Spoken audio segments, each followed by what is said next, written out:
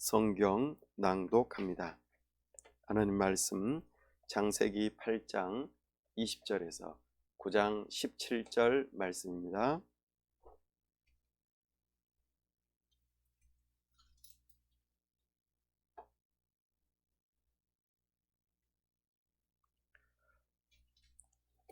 하나님 말씀 창세기 9장 20절에서 8장 20절에서 9장 17절까지 한 절씩 교독합시다.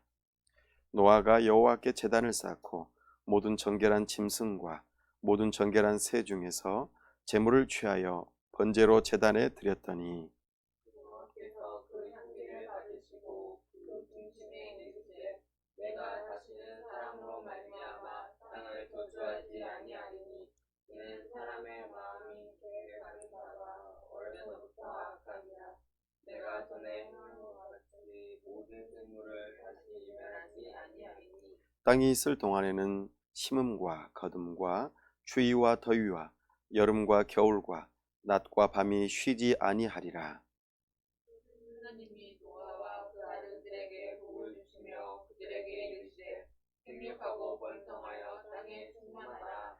땅의 모든 짐승과 공중의 모든 새와 땅에 기는 모든 것과 바다의 모든 물고기가 너희를 두려워하며 너희를 무서워하리니 이것들은 너희의 손에 붙였음이니라. 모든 산 동물은 너희의 먹을 것이 될지라. 새소같이 내가 이것을 다 너희에게 주노라. 그러나 고기를 그 생명되는 핏째 먹지 말 것이니라. 내가 반드시 너희의 피 곧 너희의 생명의 피를 찾으리니 짐승이면 그 짐승에게서 사람이나 사람의 형제면 그에게서 그의 생명을 찾으리라. 다른 사람의 피를 흘리면 그 사람의 피도 흘릴 것이니 이는 하나님이 자기 형상대로 사람을 지으셨음이니라. 너희는 생육하고 번성하여 땅에 가득하여 그 중에서 번성하라 하셨더라.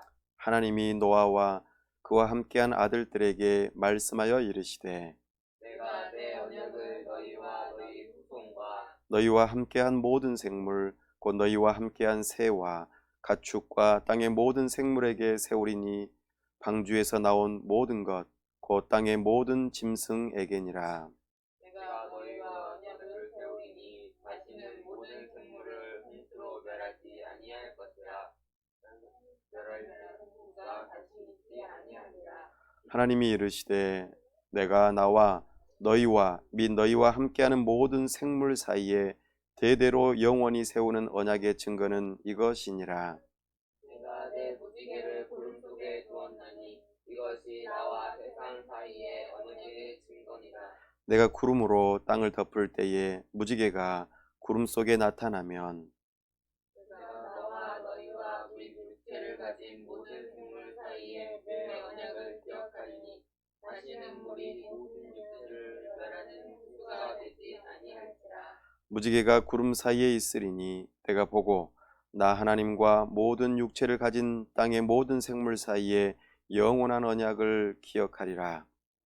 하나님이 노아에게 또 이르시되 내가 나와 땅에 있는 모든 생물 사이에 세운 언약의 증거가 이것이라 하셨더라. 아멘. 함께 기도합니다. 하나님 아버지, 은혜와 사랑을 감사합니다. 복되고 거룩한 주일 우리가 하나님 앞에 나와 예배합니다. 하나님께서 영광 가운데 임재하시며 이 시간 말씀하여 주옵소서. 세우신 설교자를 통하여 하나님이 어떤 분이신지, 또한 우리를 위하여 무슨 일을 행하셨는지 우리로 하여금 잘 알 수 있도록 성령 하나님 우리의 지각을 열어 주옵소서. 참으로 우리가 하나님을 알므로 하나님을 사랑하게 하여 주시고 하나님 앞에 겸손하게 우리의 의지를 들여 순종하고자 결단하는 시간 되도록 도와주시옵소서. 아버지 하나님, 주님의 몸된 교회를 통하여 하나님의 나라를 이루어 가시는 줄로 믿습니다. 우리의 앞길을 선하게 인도하여 주시고 우리가 함께 만나 교회를 이루어갈 동역자들을 붙여주시고 함께 교회로 지어져 가는 역사가 있도록 은혜를 베풀어 주옵소서. 우리의 앞길을 순적하게 인도하여 주시옵소서. 이 나라와 민족을 불쌍히 여기시며 하나님께서 긍휼을 베푸셔서 이 어려움 가운데 참으로 하나님의 도우심으로 우리가 안전하게 살아갈 수 있도록 은혜 베풀어 주시옵소서.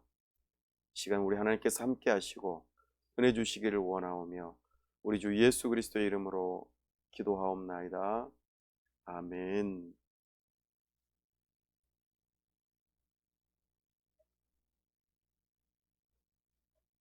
오늘은 걸어서 성경 속으로 성경여행 7번째 시간으로 창세기 노아 언약을 또 한번 선포합니다. 그동안 성경의 전체적인 부분과 그리고 구약, 나아가 이제 창세기부터 시작하여 성경 여행을 계속 떠나고 있는데 진도가 사실 많이 나가지 않습니다.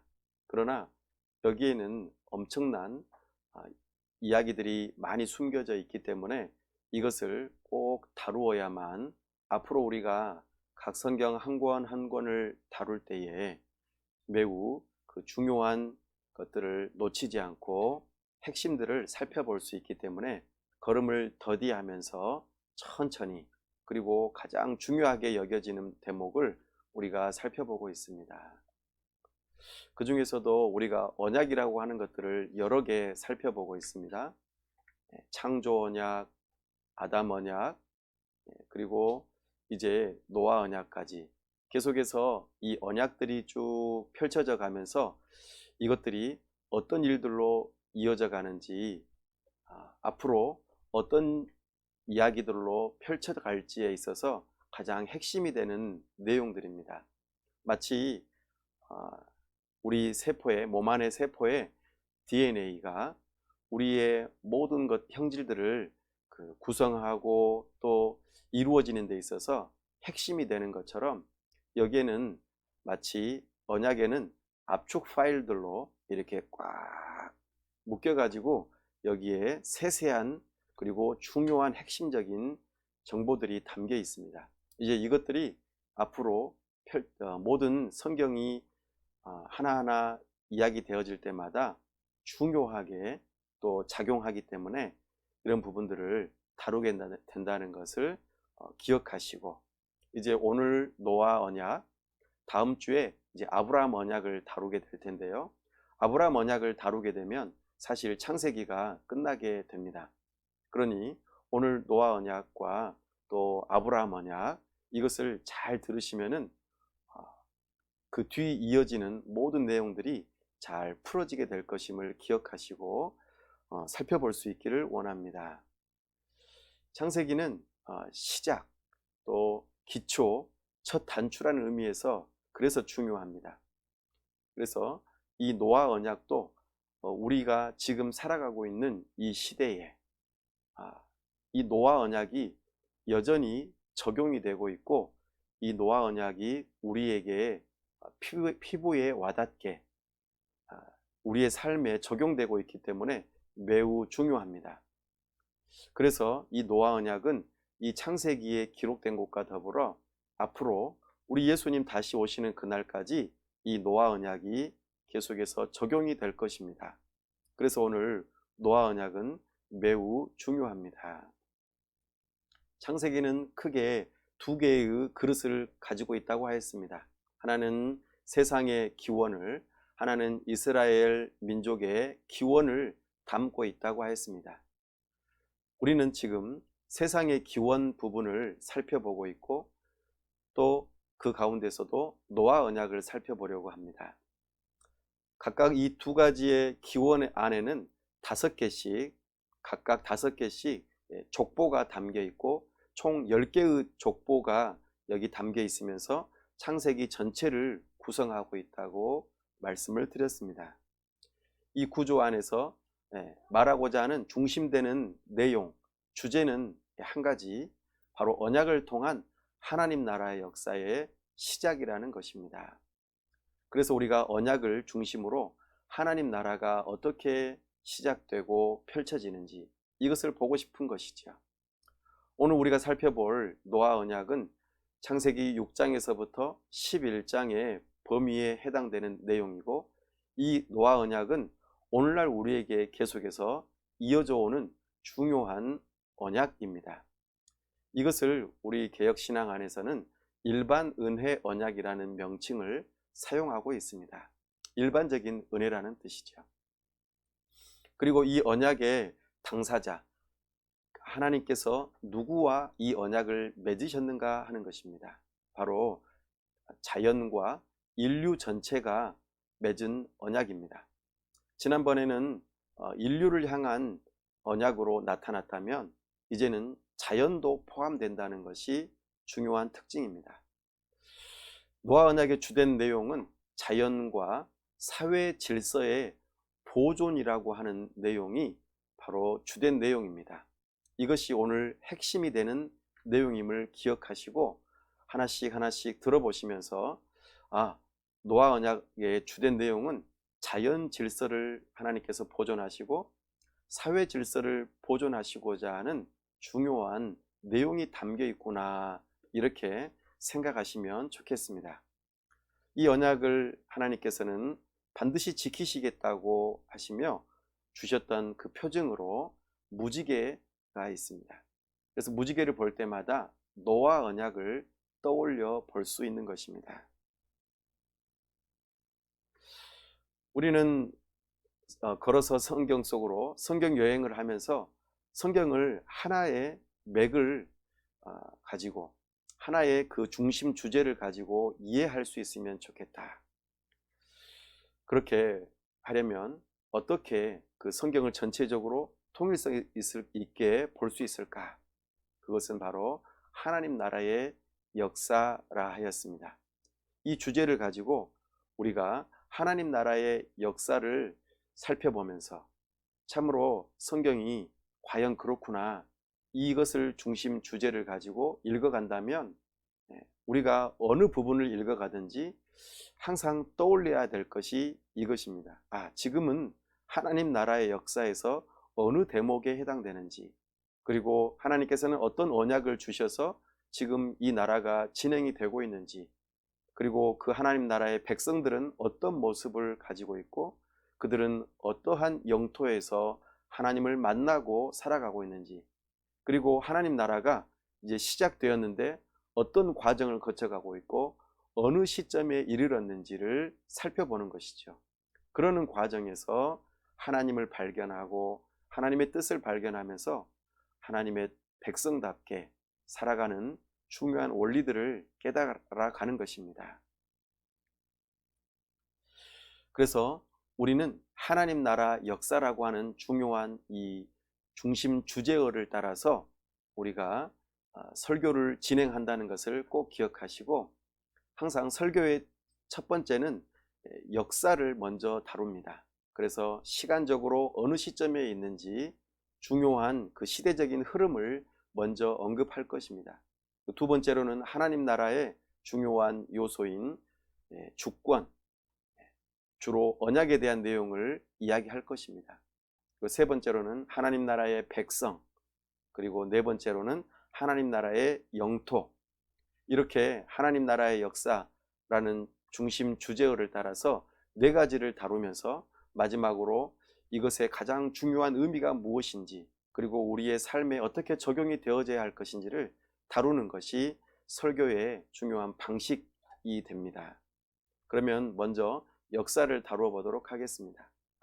우리가 다룰 오늘 본문의 역사는 예수님 오시기 전 약 2500년 전부터 2000년 사이에, 그 500년 사이에 이루어지는 일들입니다. 주로 노아를 중심으로 펼쳐지는 내용들입니다. 이 시간적인 역사는 성경에서 말하는 그 족보를 따라서 시간을 계수해 본 결과입니다. 그리고 우리는 한 날수를, 그러니까 하나님께서 창조하신 날수를 매일 하루하루를 그렇게 염두에 두고 계산하기 때문에 이런 방식이 나온다는 것을 이해할 필요가 있겠습니다. 지금의 그 노아의 시대에 살아가는 그 사람들은 어떠한 언약에 하나님의 법에 적용을 받고 있는가? 이 부분을 우리는 한번 살펴볼 필요가 있습니다. 특별히 창세기 6장에서 보면은 노아 홍수가 일어나기 바로 직전에 악이 점차적으로 증가하는 모습, 그래서 가득 찬 모습으로 나타나는 것을 우리는 발견할 수 있습니다. 창세기 6장에 보면 하나님의 아들들이 나타나고 또 사람의 딸들이 나타나고 그리고 네피림이라고 하는 용사, 그 중에서도 니므롯이라고 하는 그 용사의 이름이 특별하게 등장합니다. 나아가 노아라고 하는 이름이 또한 등장하죠. 이것은 시대적인 배경에 중요한 역사적인 인물들이고 또한 사건들인 것은 틀림없습니다. 하나님의 아들들에 대한 여러 가지 견해들이 있습니다. 인류의 역사상 여기서 하나님의 아들들은 도대체 누구일까? 라고 할 때에 첫 번째 견해는 천사일 것이다 라는 견해입니다. 왜냐하면 성경 곳곳에 하나님의 아들들을 천사로 표현하는 경우가 종종 나타나기 때문입니다. 우리가 욥기에서도 보면 이 부분이 좀 나타납니다. 그렇다면 천사가 과연 사람의 딸들과 결혼하여 자녀들을 낳을 수 있을까? 라고 하는 질문을 해볼 수 있겠습니다. 이것은 그리스 로마 신화에서는 종종 그리고 자주 나타나는 그런 일들입니다. 그러나 성경에서는 천사와 사람의 딸들이 결혼해서 자녀를 낳는다라고 하는 것에 대해서 어디에서도 그 부분을 강조하거나 또 주장하는 바가 없습니다. 특별히 이 창세기 6장은 사람의 악행, 사람이 점점 악해져 가서 그 악이 땅에 가득한 그 모습, 그리고 사람의 그 타락하고 부패한 모습 때문에 하나님께서 홍수 심판을 내리실 것이라는 그 말씀, 여기에 근거해서 살펴보면은 천사와 사람의 딸들이 결혼해서 자녀를 낳는다는 것, 이것 때문에 하나님께서 벌을 내리신다라고 하는 것은 결코 또 문맥상으로 맞지 않는 해석이라고 여겨집니다. 그래서 천사일 것이다 라고 하는 이 가정은 우리의 입장은 아닙니다. 그리고 전통적으로 우리가 보통 많이 생각하는 입장은 어떤 입장이냐면 셋의 후손들이, 그러니까 오늘날로 이제 어휘를 변경해서 말해보자면 신자들이 불신자들과 결혼해서 이것이 하나님 앞에서 악한 모습으로 드러났다라고 하는 것이 하나의 일반적인 해석의 견해입니다. 이 부분도 어느 정도 일리는 있습니다. 왜냐하면 사람의 그런 사람을 두고 해석하는 것이기 때문입니다. 또 한 가지 중요한 해석이 통치자라고 하는 의미를 담고 있기도 합니다. 신의 아들들, 신의 아들들이라고 보통 표현할 때에 과거 고대 근동에서는 왕이나 어떤 민족의 통치자들을 가리켜 표현할 때에 하나님의 아들들이다, 신의 아들들이다 라고 하는 이 표현이 종종 고대 문서에 나타나는 것을 우리가 살펴볼 수 있습니다. 특별히 이것이 악의 증가라고 하는 것과 연관성에 있어서 우리가 살펴본다면 조금 해석이 더욱더 원활하게 되어지는 것을 보게 됩니다.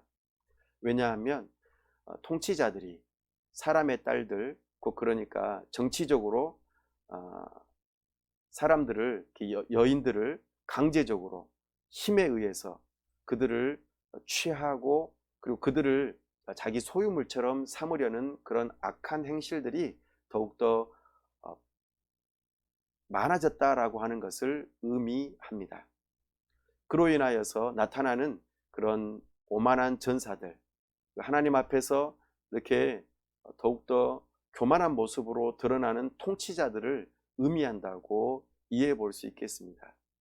이것은 과거 가인이 가정 안에서 죄를 지었던 그 모습이 뒤이어 가인의 후손인 라멕이 그 가정에서뿐만 아니라 사회에서, 자기 가정의 사람뿐만 아니라 사회에서 만나는 그 사람을 죽이는 모습으로 사회적인 문제로 나타났던 것이 우리에게 보여졌고, 이 창세기 6장에서는 좀 더 확장되고 발전된 개념으로 국가적인 권력을 가지고 사람들을 괴롭히고 그리고 성폭행하고 착취를 하는 이런 나쁜 모습들이 점차적으로 증가하는 모습으로 드러났다는 것이죠.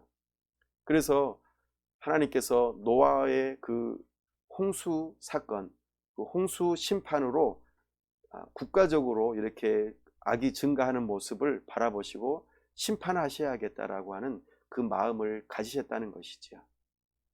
이것이 오늘 우리가 이야기하는 노아 시대의 배경적이고 그 역사적인 모습이라는 것을 우리가 주목해 볼 필요가 있겠습니다. 그럼에도 불구하고 그 가운데서도 노아는 하나님께 은혜를 입은 자인 것을 우리는 바라보게 됩니다. 왜냐하면 하나님 앞에서 의롭고 완전한 자로 인정을 받았기 때문입니다.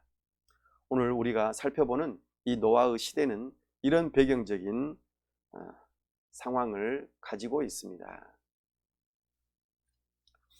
그래서 지금 노아 시대에서도 창조 언약이 동일하게 성취되고 있는 모습을 우리는 바라볼 수 있습니다. 창세기 6장 1절에서 모든 사람들이 생육하고 번성하여 땅에 충만한 모습들, 그런데 그 사람들이 많아지면 많아질수록 좋은 일들이 많아야 되는데 더불어 악이 가득한 모습으로 나타난다는 것을 우리에게 보여줍니다. 이것은 창조 언약의 성취와 더불어 아담 언약의 성취가 동시적으로 나타나고 있음을 우리로 하여금 보게 합니다. 하나님께서 언약하신 것, 이것은 법으로 정하신 것이기 때문에 반드시 계속되되 이 법의 효력은 계속해서 이어지는 모습인 것을 우리에게 알려줍니다. 그래서 사람들이 생육하고 번성하고 땅에 충만할 뿐만 아니라 악도 번성하고 그 일로 인하여 하나님께서 약속하신 여자의 후손들 뿐만 아니라 뱀의 후손들도 가득하여져서 그들이 참으로 악으로 가득해진 상황에서 죽음으로 치닫는 모습을 우리에게 보여주고 있습니다.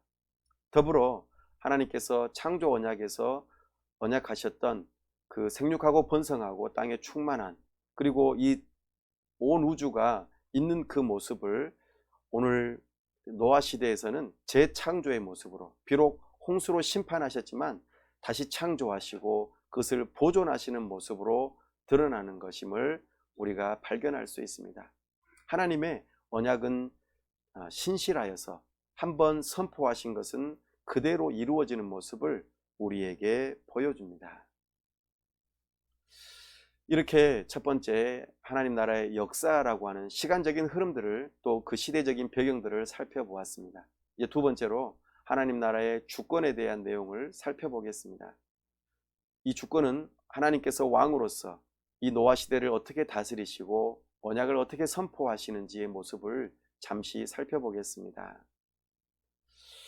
하나님께서는 이전에 창조 언약을 주셨고 그것을 창조주 하나님으로서 그렇게 선포하셨던 모습을 우리는 기억합니다. 창세기 1장 27절, 여기서는 생육하고 번성하는 모습, 창세기 2장 15절에서는 경작하고 지키라고 하는 모습으로, 창세기 2장 17절에서는 선악과의 모습으로 그렇게 언약을 선포하셨습니다. 이 언약은 반드시 지켜지는 모습으로 나타났죠. 두 번째로는 아담 언약이었습니다. 아담 언약은 하나님께서 창세기 3장 15절에 여자의 후손, 뱀의 후손을 약속하시고 여자의 후손이 사람들 안에 들어온 죄의 문제, 그로 인하여 죽는 문제를 해결하는 일로 하나님께서는 언약을 하나 주셨습니다. 또한 창세기 3장 16절에서는 여자에게 해산의 고통을 허락하시고 가정 안에서의 갈등의 모습이 벌로서 나타나는 것임을 우리로 하여금 알게 하셨습니다. 또한 17절에서는 아담이 남자가 수고하되 결국에는 그 수고한 대로 대가를 얻지 못하고 힘들게 살아가며 흙에서부터 왔기 때문에 흙으로 돌아가는 그 죽음의 언약이 성취되는 모습으로 나타나는 것을 우리는 알고 있습니다. 이렇게 하나님께서는 어, 창조 언약과 아담 언약, 그리고 이제 우리에게 좀 더 자세히 알려주실 노아 언약을 통해서 하나님께서 선포하시는 내용임을 우리는 알게 될 것입니다.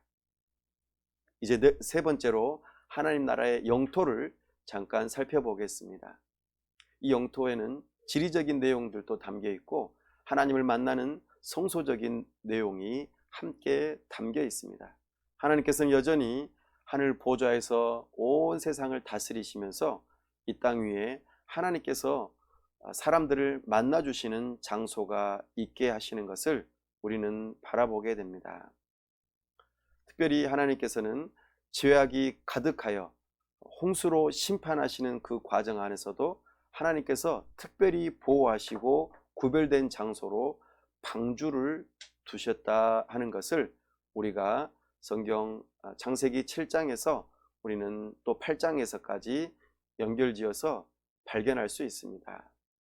하나님께서는 방주를 고페르 나무로 지으라고 하셨고 거기에 물이 새는 것을 막기 위해서 역청으로 모든 틈들을 메우라고 명령하셨습니다. 하나님께서 명령하신 방주는 굉장히 오랜 기간 동안 지어졌는데 가로 길이가 약 150m, 세로 폭이 25m, 그리고 높이가 15m 정도 되는, 그래서 부피를 살펴보면 약 43,000톤 정도에 해당되는 방주, 배를 우리가 연상해 볼 수 있겠습니다.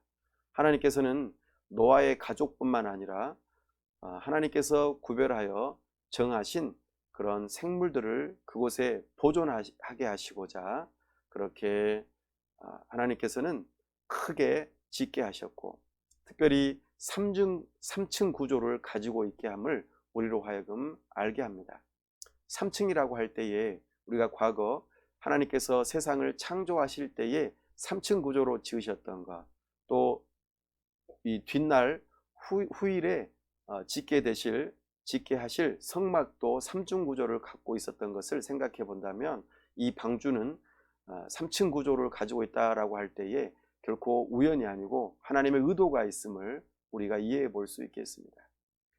이렇게 방주는 하나님의 홍수 심판에서 구원을 목적으로 하는 특별한 장소입니다. 하나님께서는 이 방주 안에서 거룩한 하나님의 나라, 왕국을 이어갈, 특별히 하나님의 나라를 펼쳐갈 중요한 배경이 되는 사람과 자연을 보존시키는 이 놀라운 일을 위하여서 하나님께서는 방주를 예비케 하신 것입니다. 또한 하나님께서는 방주에서 나오게 하신 뒤로 하나님께서 노아로 하여금 제단을 쌓게 하시고 또 그 제단에서 하나님께 번제를 드림으로 하나님을 만나는 그 방법을 계속해서 유지되고 발전시켜가는 모습을 우리에게 보여줍니다. 아담이 에덴 동산에서 쫓겨난 이후로 아담뿐만 아니라 가인과 아벨에게도 제단을 통하여 하나님을 만나는 방법을 알려주었던 것처럼 아담의 또 하나의 아들인 셋의 후손 가운데 노아는 열 번째 그 대를 이어가면서 동일하게 제단을 쌓고 하나님을 만나는 일을 했던 것을 우리는 발견하게 됩니다. 오늘 읽었던 본문 창세기 8장 20절에 보면 노아는 제단을 쌓고 하나님을 만나는 그 일을 하는 것을 보게 됩니다.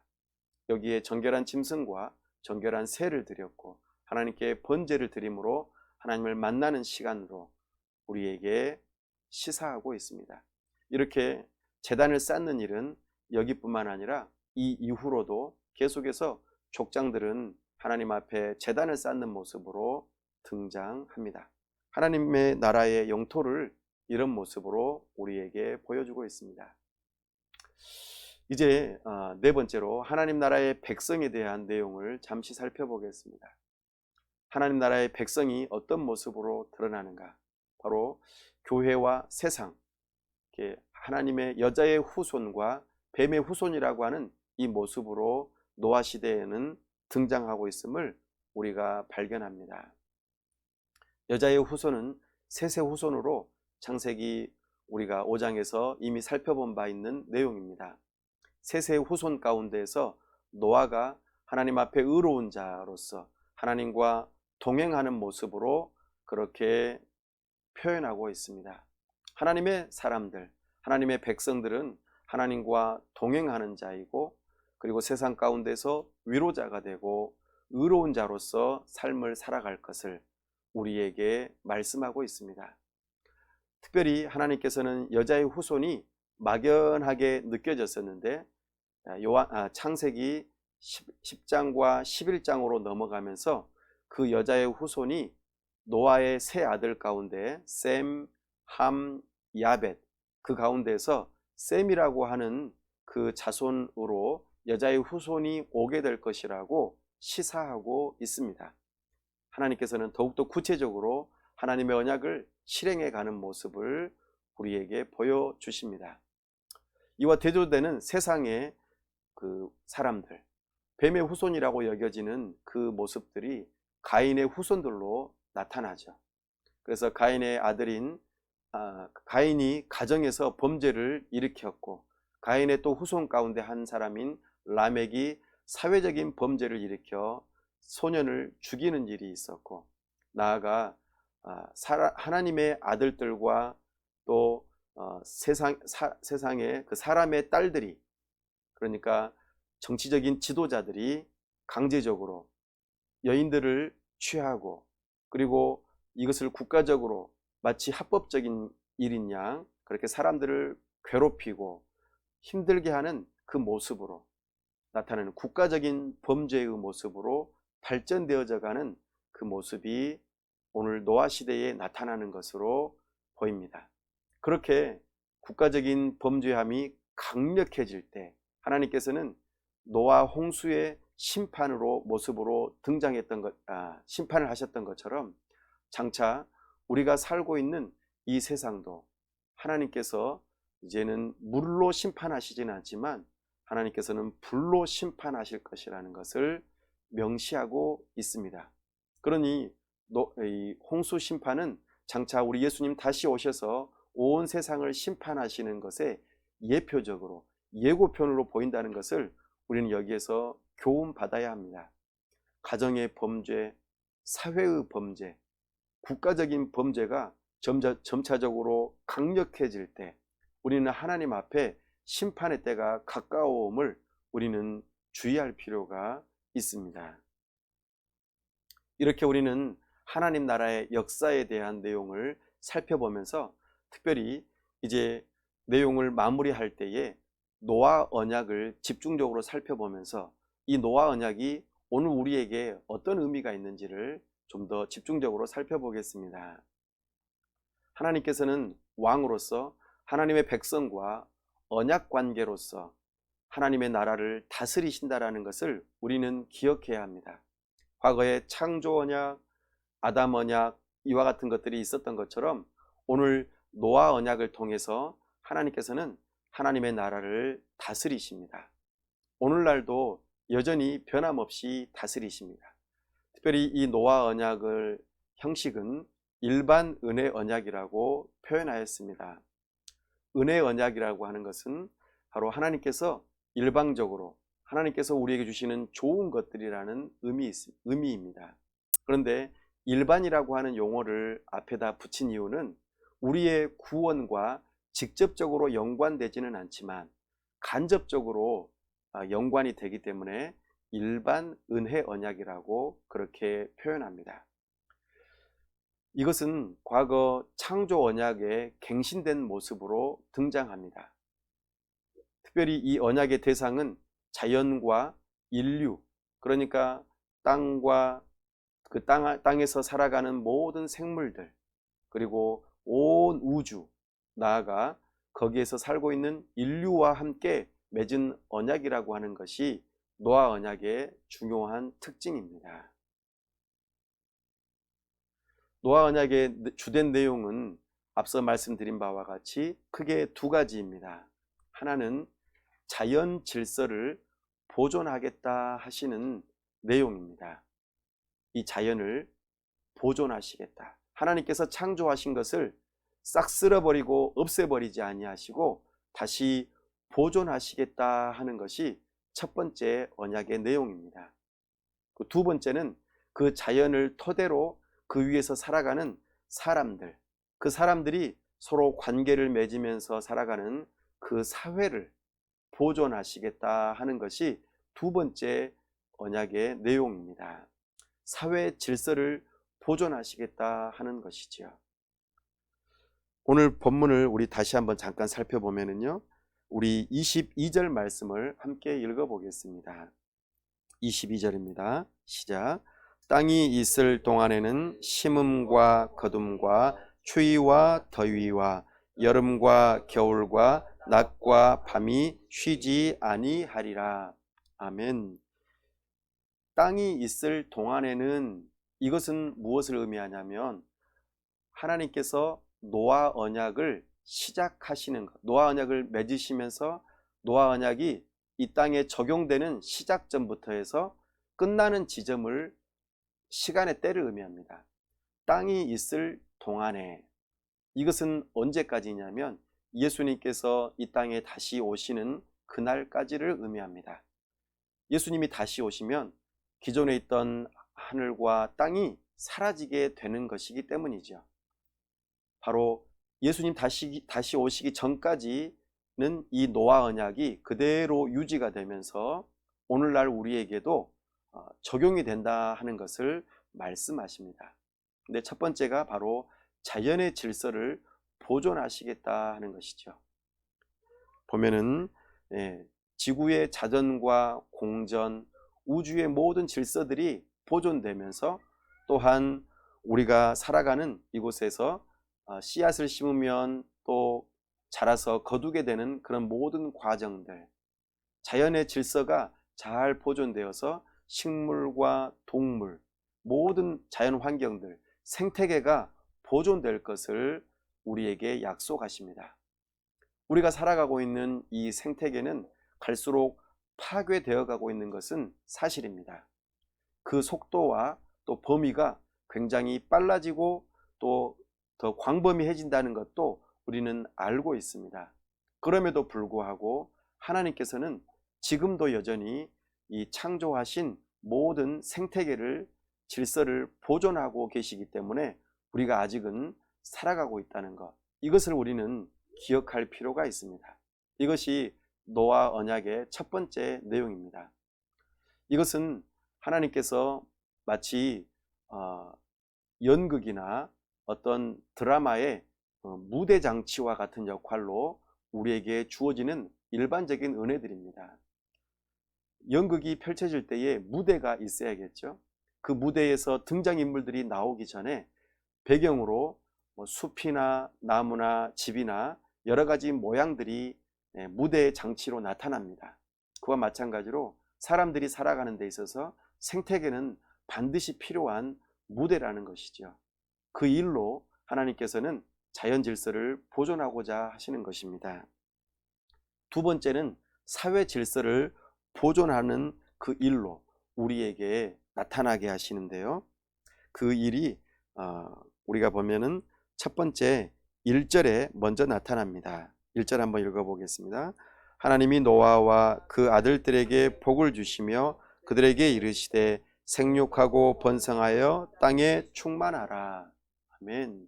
이것은 첫 번째 결혼과 자녀 양육에 대한 의무, 이것을 부여하시면서 가정의 윤리를 지켜가면서 가정이 보존되어야만 온 인류가 살아갈 수 있고 또한 자연 질서도 같이 보존된다고 하는 내용입니다. 만약에 우리나라의 사람들이 약 30년 정도 결혼을 하지 않고 자녀를 낳지 않는다고 가정을 해 보십시오. 그러면 어떻게 될까요? 이 나라는 망하고 말 것입니다. 왜냐하면 이 이후로 세대가 이어지지 않기 때문이죠. 그러면은 다른 나라에서 살고 있는 사람들이 우리나라에 들어오게 되는 일이 발생하게 되겠죠. 오늘날 우리가 살아가고 있는 이 나라의 인구 출생률이 1%대도 되지 않는다고 합니다. 이것은 곧 출산율이 계속해서 감소된다라는 것은 이 나라가 유지되기 어렵다는 뜻이 되는 것이죠. 이 나라를 유지하려면 결국에는 다른 나라에서 그 누군가가 들어와야 하는 그런 상황들이 펼쳐지게 될 것이고, 이 일들이 점점 가속화되면은 우리나라는 매우 힘들어지게 될 것입니다. 이것은 선진국에서 나타나는 많은 현상들인 것을 우리는 잘 알고 있습니다. 하나님께서는 각 나라를 세우고 또 그 나라가 유지 보존이 되기 위해서는 반드시 결혼과 자녀 양육이라고 하는 이 의무가 시행되어야 한다. 이것이 가정 윤리로 가정을 잘 지키고 보존해야만이 사회 질서가 보존될 수 있고 그 나라가 생성되고 또한 유지 발전될 수 있음을 우리에게 가르쳐주는 일입니다. 그렇기 때문에 우리는 그리스도인뿐만 아니라 어느 누구든지 이 결혼과 자녀 양육이라고 하는 것은 반드시 해야만 하는 꼭 필요한 일인 것을 우리로 하여금 깨닫게 하는 것이죠. 이 노아 언약이 바로 이 사회 질서를 보존하는 일에 있어서 한 가지가 바로 가정에 해당되는 내용입니다. 두 번째로 음식을 먹는 것에 대한 의무입니다. 사람이 살려면은 먹고 살아야겠죠. 이 먹고 사는 것을 다른 용어로 표현하면 경제라고 말할 수 있겠습니다. 우리 함께 3절과 4절을 함께 읽어보겠습니다. 시작. 모든 산 동물은 너희의 먹을 것이 될지라 채소같이 내가 이것을 다 너희에게 주노라. 그러나 고기를 그 생명되는 핏째 먹지 말 것이니라. 아멘. 사람이 결혼을 하고 자녀를 양육하는 가정을 지켜나가는 데 있어서 그냥 지켜나갈 수 없겠죠. 반드시 의식주 문제가 해결이 돼야 합니다. 먹고 사는 문제가 해결이 돼야지 반드시 가정이 유지될 수가 있는 것입니다. 그래서 사회의 가장 기초가 되는 단위는 가정이지만 그 가정을 유지시키고 또 보존하는 중요한 또 하나의 영역은 바로 경제입니다. 그래서 우리나라의 경제가 중요한 것이죠. 그래서 가정이 올바르게 살아가고 이 나라가 유지가 되려면은 경제가 원활하게 돌아가야 하고 또한 발전이 되어야 할 것입니다. 근데 특별히 먹는 것에 대한 이야기를 하시면서 경제적인 윤리를 따지고 있습니다. 그래서 함부로 모든 것을 또 막무가내로 다 잡아먹을 버리면은 어떻게 될까요? 그러면은 생태계의 질서가 파괴가 되고 자원이 고갈되면은 우리 사람도 살 수가 없게 되는 것입니다. 그러니 사람은 지혜롭게 이 경제적인 활동을 해야 합니다. 먹고 사는 문제를 지혜롭게 또 다음에 우리뿐만 아니라 우리의 후대들도 먹고 살 수 있도록 자연을 잘 보존하고 또 생태계를 잘 보존해야만 우리뿐만 아니라 우리 후대들도 계속 보존이 되어지기 때문에 이 경제적인 활동, 먹고 사는 문제를 우리는 지혜롭게 할 필요가 있다는 것을 오늘 강조하면서 말씀하고 있습니다. 그리고 세 번째로 사회 질서를 보존하는 중요한 원리가 하나 5절과 6절에 담겨 있습니다. 우리 함께 5절 6절을 읽어볼까요? 내가 반드시 너희의 피 곧 너희의 생명의 피를 찾으리니 짐승이면 그 짐승에게서 사람이나 사람의 형제면 그에게서 그의 생명을 찾으리라.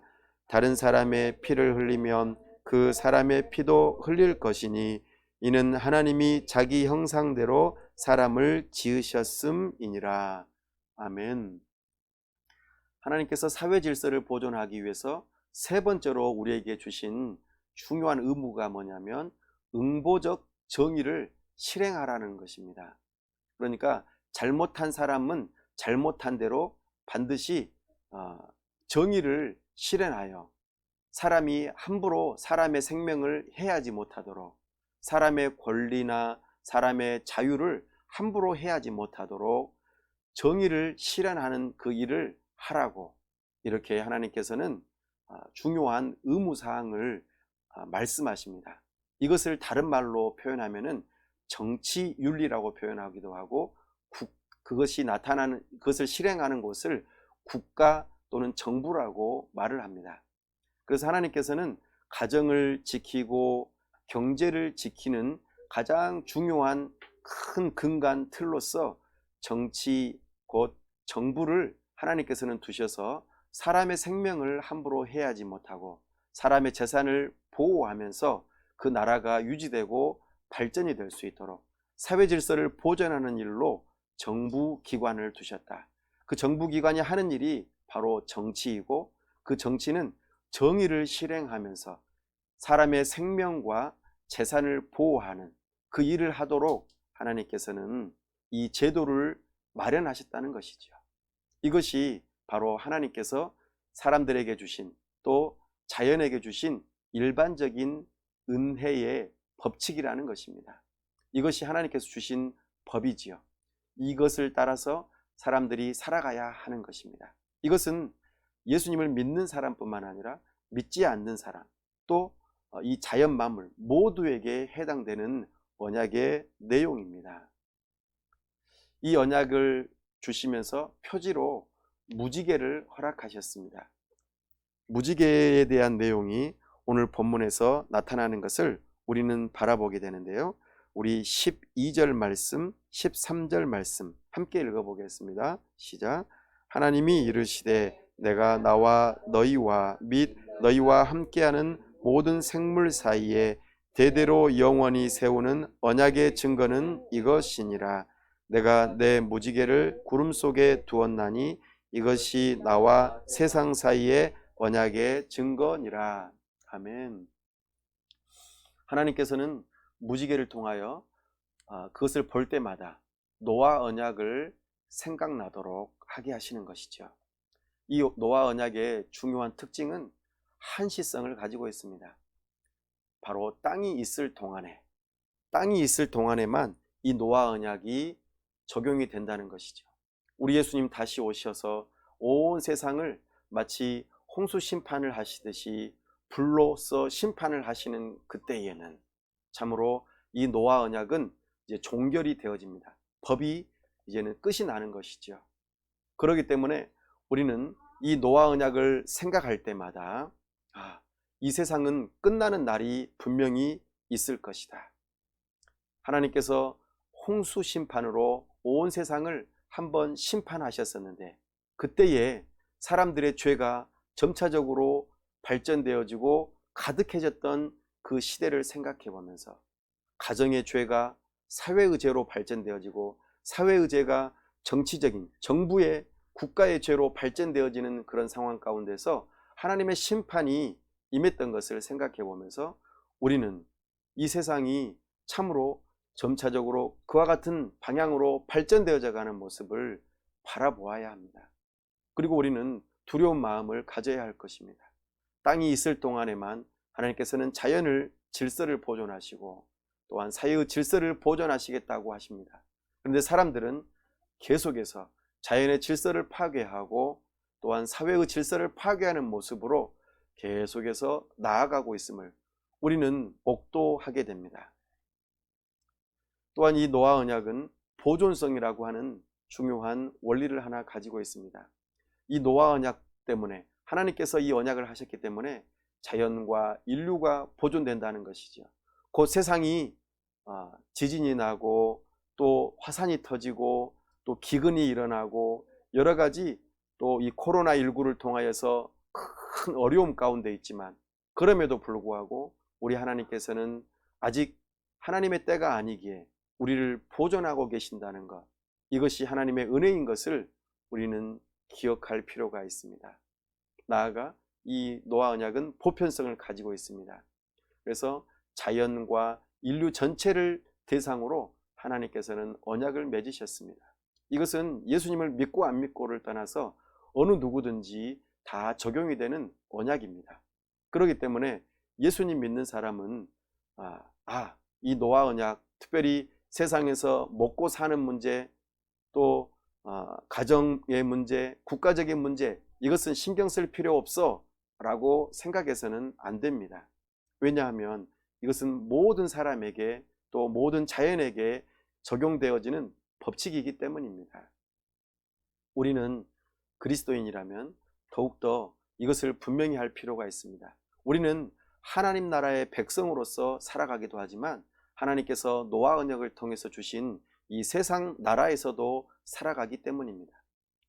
어쩌면 그런 의미에서 우리 그리스도인들은 이중 국적자라고 말할 수 있겠습니다. 우리는 대한민국 국적을 가지고 있으면서 이 세상을 살아갑니다. 가정을 이루어가고 먹고 사는 문제로 고민하고 또한 한 나라의 정치 제도 안에서 머물러 있고 나아가 우리는 생태계라고 하는 것을 땅이라고 하는 것, 생태계라고 하는 것, 자연의 질서를 우리는 거스르거나 벗어날 수가 없다는 것이 한 나라의 모습의 백성인 것이죠.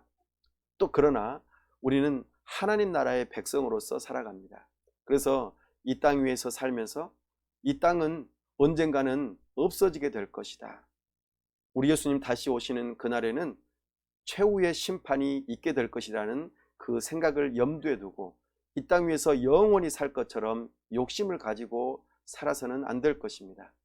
하나님 나라의 백성답게 이 땅에서 분명히 살지만 장차 우리에게 완성되어질 하나님의 나라를 바라보면서 하나님의 나라 백성답게 하나님의 말씀대로 또한 믿음으로 살아가는 것이 그리스도인입니다. 그래서 그리스도인의 정체성은 이중 국적자입니다. 대한민국 백성으로서 국민으로서 살아가면서도 하나님 나라의 백성으로서 살아가는 이 정체성을 가지고 이 땅 위에서 하나님의 말씀대로 살아가면서도 대한민국 국민으로서 또한 이 나라의 헌법을 따라서 우리는 살아가야 하는 것이죠. 그러면서도 이 나라의 자연과 이 나라 안에서 가정과 사회 질서와 정치적인 것들을 함께 고민하고 더불어서 살아가야지만이 우리는 두 나라 백성으로서의 삶을 살아갈 수 있는 것입니다. 이것이 오늘 우리에게 주어진 노아 언약의 중요한 의미입니다. 이 관점을 가지고 세상을 살아갈 때에 우리는 그리스도인답게 하나님 나라의 백성답게 또 대한민국 백성 국민답게 살아갈 수 있는 것입니다. 이것이 우리의 정체성이요 우리가 나아갈 중요한 언약인 것을 기억하고 오늘 하나님의 말씀을 따라서 노아 언약 백성답게 자연 질서를 보존하시는 하나님을 찬양하시고 또한 사회 질서를 보존하시는 하나님을 믿는 믿음으로 이 세상 가운데에서 참으로 지혜롭게 살아갈 수 있는 믿음의 백성들 다 되실 수 있기를 간절히 바랍니다. 시간 함께 말씀을 붙들고 기도하기를 원합니다. 하나님 아버지, 은혜와 사랑을 감사합니다. 참으로 죄악이 가득하여 홍수로 심판하시는 그 모습을 바라보며 우리 가운데 죄가 가득해지는 모습들, 이것이 우리에게도 나타나는 것임을 다시 한번 바라보게 됩니다. 참으로 이 세상을 허락하시고 자연의 질서를 보존하시며 사회의 질서를 보존하시고자 노아 언약을 베푸셔서 참으로 오늘에까지 이르게 하신 줄로 믿습니다. 우리는 이 세상을 살아가면서 하나님 나라의 백성답게 또한 대한민국 국민답게 두 나라를 살아가는 백성으로서 가정을 이루고 자녀를 양육하며 온전히 이 사회의 질서를 지켜나가는 데에 우리가 앞장설 수 있도록 도와주시옵소서. 뿐만 아니라 참으로 이 세상 가운데서 먹고 사는 일로 인하여 사람을 속이거나 또한 다른 사람을 해하거나 하나님의 세우신 여러 자연 질서들을 파괴하는 일들을 주여 우리가 하지 않고 자연 질서를 보존하며 사람들을 해하지 않는 그 일에 우리가 그렇게 정직하게 또한 올바르게 경제활동을 할 수 있도록 도와주시옵소서. 나아가 이 나라와 민족이 정부의 그 모든 정치적인 행보들이 참으로 개인의 가정과 사람의 생명과 경제활동을 보존하며 사회 질서를 보존하는 데에 귀하게 쓰임받을 수 있도록 이 정치적인 모든 것들을 눈여겨보고 잘 살펴보면서 우리가 이 나라가 온전히 보존되어지는 데에 힘쓰는 하나님의 백성들이 다 될 수 있도록 도와주시옵소서. 이것이 하나님의 뜻이요 또한 우리가 살아가야 할 이 터전임을 기억하며 하나님의 백성답게 온 세상을 잘 섬기는 믿음의 사람들 될 수 있도록 도와주시옵소서. 우리 하나님께서 기뻐하시는 그 일들을 이 세상 가운데 살아가되, 특별히 이 세상은 땅이 있을 동안만 존재할 것임을 다시 한번 기억하며 이 땅에서 영원히 살 것처럼 욕심을 가지지 않게 도와주시고, 참으로 하나님 앞에 나아가 언젠가는 심판받게 된다는 그 믿음을 가지고 하나님을 경외하며 이 세상을 살아갈 수 있도록 정의롭게 하나님의 말씀 따라 살아갈 수 있도록 도와주시옵소서. 우리 주 예수 그리스도의 이름으로 기도하옵나이다. 아멘.